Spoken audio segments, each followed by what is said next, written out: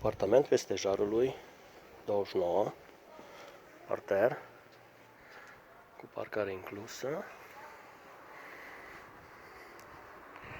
balcon mare, cu posibilitate de ieșire direct în parcare,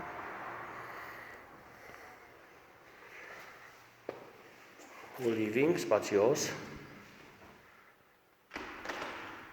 35 de metri, living-ul,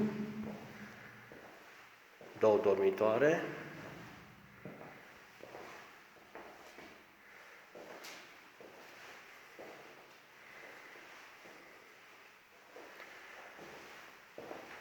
un dormitor, al doilea, bine, la primul dormitor avem și posibilitatea unui dressing, în colțul acesta se poate face un dressing,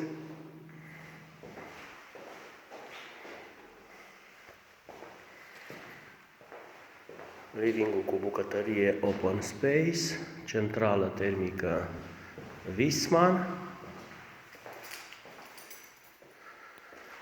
încălzire în pardoseală, urmă,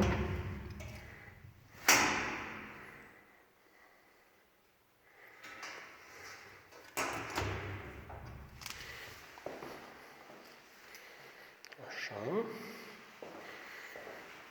În zona aceasta se mai poate face un dressing sau alte chestii. Aici avem un mic hall, unde iarăși se poate organiza un dressing, o baie mică sau de bara. Există pozițiile trase pentru duș, pentru lavoar, pentru WC, așa. Al doilea dormitor,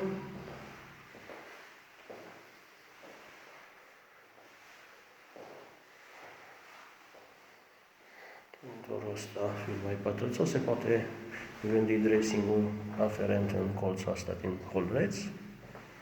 Și să nu uităm de baia cea mare, unde avem un duș de tip walk-in, așa,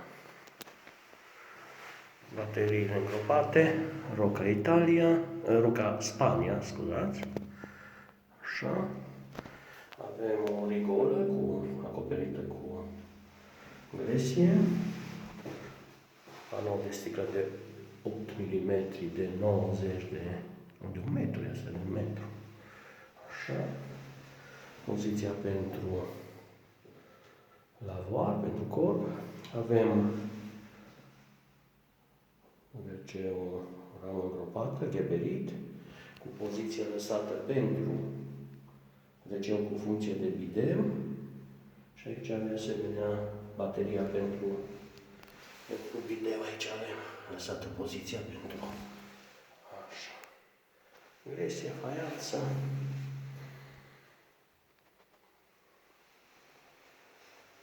Da, acesta este.